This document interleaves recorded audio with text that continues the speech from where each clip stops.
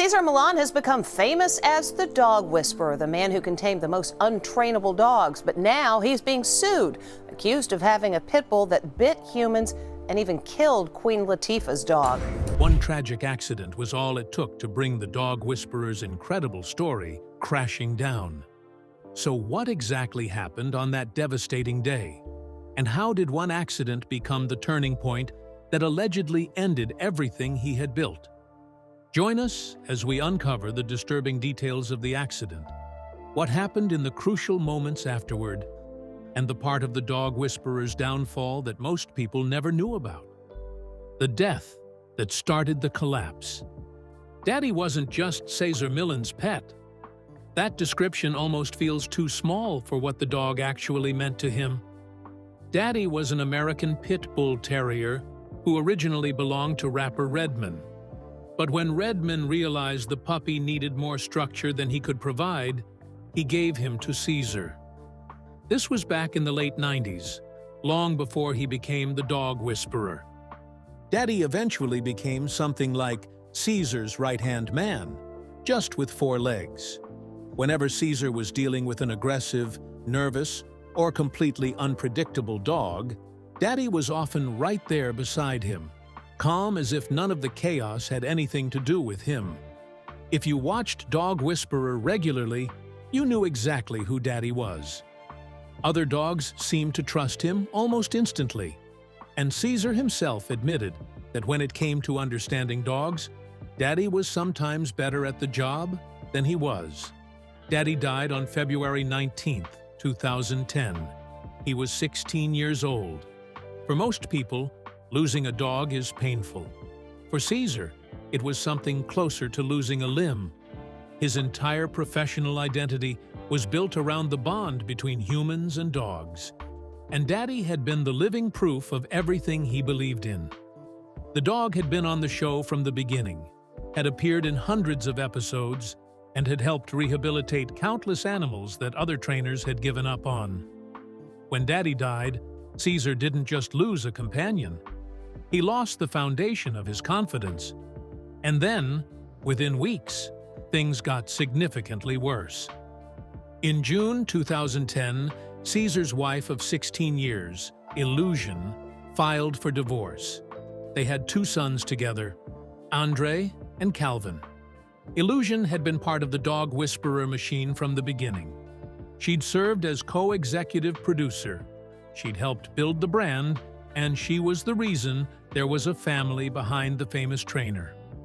When she left, she sought primary physical custody of the boys, spousal support, and child support. The divorce was finalized in April 2012, and the financial terms were substantial. A lump sum of $400,000, $23,000 a month in spousal support, and another $10,000 a month in child support. For a man earning $170,000 a month, that should have been manageable. Except Cesar wasn't actually in the financial position everyone assumed he was. The combination of losing Daddy and losing his family in the space of a few months sent Cesar into a psychological free fall that his audience knew nothing about. And what happened next is the part of the story he kept hidden for 2 years. The decision to end it all. Cesar didn't talk about what happened in 2010 until 2 years later, when he revealed the full story in a Nat Geo Wild documentary called Cesar Millan: The Real Story. He disclosed that after Daddy's death and Illusion's divorce filing, he'd attempted to end his own life by taking an overdose of pills. His 2 teenage sons found him unconscious and got him to a hospital. The man who had spent nearly a decade teaching millions of people how to project calm, assertive energy had reached a point where he genuinely didn't want to be alive anymore. In a later interview with NBC's Rock Center, he was blunt about it. He said he made a decision and took a whole bunch of pills and tried to end his life. Even when his sons were working to save him, he said he was still overwhelmed by grief for Daddy. That detail is striking because it tells you something about the depth of the bond he had with that animal, a bond that went well beyond what most people would consider a normal relationship with a pet. He also admitted that the financial side of his life was in ruins. He told Inside Edition that despite having a hit show beloved by millions, he ended up broke. He said he'd lost $10 million through a series of bad business decisions, and by the end of it, he was left with no money. Perhaps most humiliating of all, he discovered that he didn't even own the rights to his own nickname. The term "dog whisperer," the phrase that had defined his career, belonged to somebody else, and he would later have to fight a long legal battle to claw back any control over it. The audience was watching a man on television who appeared to be in total control of every situation. And the reality was that he'd recently tried to end his own life, lost his family, and was financially drowning, all while continuing to show up on camera as though nothing had happened. And while Cesar was trying to keep himself together off camera, the empire built around his name was beginning to unravel too. So when Dog Whisperer finally disappeared from television, was it simply the end of a successful 9-season run? Or had everything happening behind the scenes finally become too much to survive? The legal fights. The Dog Whisperer with Cesar Millan aired its final episode on September 15, 2012, after 9 seasons and over 160 episodes on the National Geographic Channel. There was no single dramatic cancellation moment. The show had been dealing with declining viewership, mounting criticism from animal welfare groups and professional dog trainers who disagreed with Cesar's methods. And behind the scenes, a financial and legal mess that was becoming increasingly difficult to contain. Cesar's production company eventually ended up in a nasty legal fight with co-producers MPH Entertainment over allegations involving the show's finances. And National Geographic got pulled into the mess too, claiming it had been underpaid by millions. Cesar spent years fighting for a 50% share of the profits, only to reportedly run into another battle when he later tried to audit the books. At that point, it wasn't just a disagreement over money anymore. It has become one of those exhausting Hollywood fights where everyone has lawyers, everyone thinks they're owed something, and somehow nobody can just open the books and settle it. Because, apparently, nothing says successful television partnership quite like everyone reaching for a lawyer the moment someone asks to see the receipts. Meanwhile, the professional criticism was intensifying. Cesar's approach relied heavily on the idea of dominance theory, the concept that dogs operate in hierarchies and that the owner needs to establish themselves as the alpha. By 2010, the scientific community had largely moved away from this framework. Organizations including the American Veterinary Society of Animal Behavior had issued position statements arguing that dominance-based training techniques could cause fear, anxiety, and aggression in dogs. Protests were organized outside his live events. Petitions circulated online. The man who had been celebrated as a miracle worker was increasingly being framed as someone whose methods were outdated at best and harmful at worst.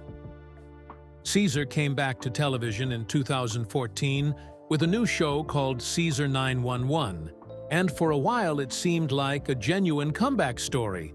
But the controversies that had followed the original show were about to get dramatically worse. The pig incident. In February 2016, an episode of Cesar 911 aired that would become the most controversial moment of his entire career. Cesar was working with a French Bulldog Terrier mix named Simon, who had a history of extreme aggression toward other animals and had already killed 2 pet pigs belonging to his owner. Cesar's approach to rehabilitating Simon involved bringing in a live pig as a training tool, essentially exposing the dog to the animal it was fixated on in what he described as a controlled environment. During the filmed session, Simon chased the pig and bit its ear, causing it to bleed. A clip of the incident was shared online and went viral almost immediately. Animal welfare officials were flooded with complaints. Los Angeles County Animal Control and Santa Clarita Sheriff's deputies showed up at Caesar's Dog Psychology Center to investigate. An online petition demanding the cancellation of the show gathered thousands of signatures. Professional dog trainers publicly condemned the training method, arguing that using a live prey animal as a behavioral tool was inherently cruel and dangerous. National Geographic Wild defended Caesar in a statement, arguing that the clip had been taken out of context and that the pig was tended to immediately afterward, healed quickly, and showed no lasting signs of distress. Caesar himself told People magazine that he understood why the investigation was happening and that he was cooperating fully. He was ultimately cleared of any wrongdoing, and no charges were filed. But the damage to his reputation was real. For the man who'd built his entire public identity around understanding and caring for animals, being investigated for animal cruelty was the kind of headline that sticks. Caesar 911 ran for 3 seasons before ending, which was a fraction of the original show's run. And the pig incident was a significant reason why the show never recovered the kind of mainstream goodwill that Dog Whisperer had enjoyed during its peak.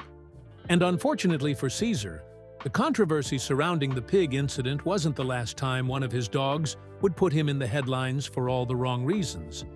But what happens when the dog at the center of the next scandal isn't one Caesar was hired to rehabilitate, but his own?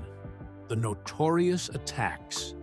The pig investigation might have been the most public controversy, but the lawsuit that surfaced in 2021 was arguably far more damaging because it wasn't about a training method gone wrong. It was about Caesar's own dog. After Daddy died, Caesar raised a new pit bull named Junior, who became his constant companion and appeared regularly on his shows and social media. Caesar called Junior his best friend and promoted him as the successor to Daddy's calm, balanced temperament. Then a young woman named Lydia Mattis filed a lawsuit alleging that Junior had attacked her in 2017 when she was a minor. Mattis was a level 10 gymnast in the USA Gymnastics Junior Olympics program, the highest level available, and she was actively being recruited by universities, including the University of Pennsylvania. Her mother worked for Caesar as Vice President of Legal and Business Affairs. The lawsuit claimed that Mattis went to visit her mother at Caesar's office building in Van Nuys, California, and encountered Junior roaming the hallway unsupervised and without a leash. She said the dog attacked her, biting her legs repeatedly, including her left calf, and that the injuries were severe enough to require hospital treatment. The lawsuit stated that after the attack, Mattis was unable to continue competing in gymnastics, which effectively destroyed her athletic career and the scholarship opportunities that came with it. The lawsuit also contained an explosive allegation about a separate incident. It claimed that Queen Latifah had brought 2 of her dogs to Caesar's Dog Psychology Center in Santa Clarita for training, and that Junior mauled one of them to death. The lawsuit further alleged that Caesar covered up the killing by instructing his staff to tell Queen Latifah that her dog had been hit by a car. Neither Caesar nor Queen Latifah commented publicly on that allegation.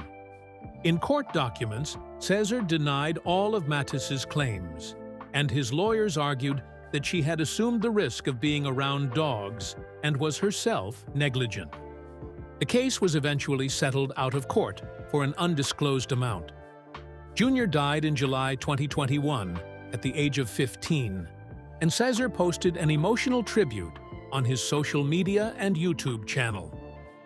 The biography on Caesar's website continued to describe Junior as calm, confident, and very well-traveled, which is a description that sits somewhat uncomfortably next to the allegations in the Mattis lawsuit. By that point, Caesar had weathered enough controversy to end most television careers twice over. Yet somehow, his story still wasn't finished. So how did a man who had lost his show, his marriage, his money, and nearly his life manage to build himself back up again? Rebuilding from nothing. What makes Caesar's story unusual compared to most celebrity downfall narratives is that he actually did come back, and the comeback wasn't cosmetic. After his suicide attempt in 2010, he made a conscious decision to rebuild without medication, relying instead on exercise, work, and a new relationship with an actress named Jahira Dar, whom he met about 2 months after Illusion filed for divorce. They got engaged in 2016 on a mountaintop in Greece, and by most accounts, the relationship stabilized him in ways his marriage hadn't been able to during its final years. Professionally, the rebuild happened in stages. Caesar 911 ran from 2014 to 2016 on Nat Geo Wild. He launched a children's show called Mutt and Stuff on Nickelodeon in 2015, starring his son Calvin. He continued touring and giving live events, and then, in 2021, he returned to National Geographic with Better Human, Better Dog, a show that represented a noticeable shift in his public philosophy. Where the original Dog Whisperer had focused primarily on correcting the dog, the new show put substantially more emphasis on changing the owner's behavior, an adjustment that some critics interpreted as a tacit acknowledgement that his earlier approach had been too aggressive. The financial recovery was driven in large part by technology. Caesar co-founded the Halo Collar, a GPS-based wireless fence and tracking system for dogs that incorporates elements of his training philosophy. By late 2025, the product had become a legitimate player in the pet tech market, and it transformed his financial situation considerably.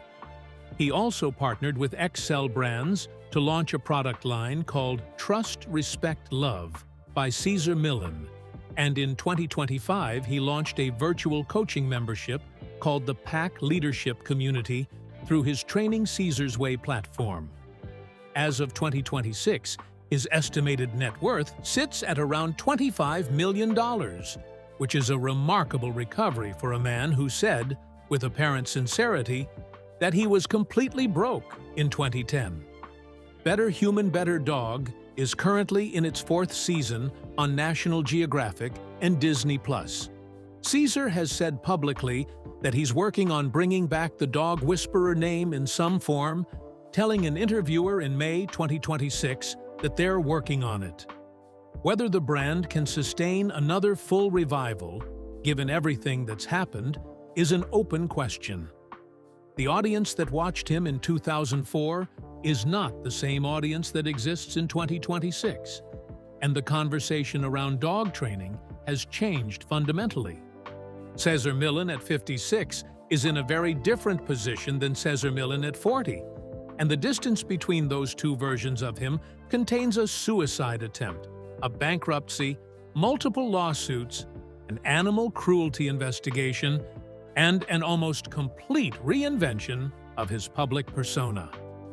The real reason the Dog Whisperer ended isn't a single story. People want there to be one clean answer to why the Dog Whisperer ended. A single dramatic incident, a single betrayal, or a single cancellation phone call. The truth is messier than that. The show didn't end because of one thing. It ended because of everything. Daddy died, and Caesar lost the emotional anchor of his professional life. His wife filed for divorce, and he lost the personal anchor. He tried to end his own life, and his sons had to pull him back.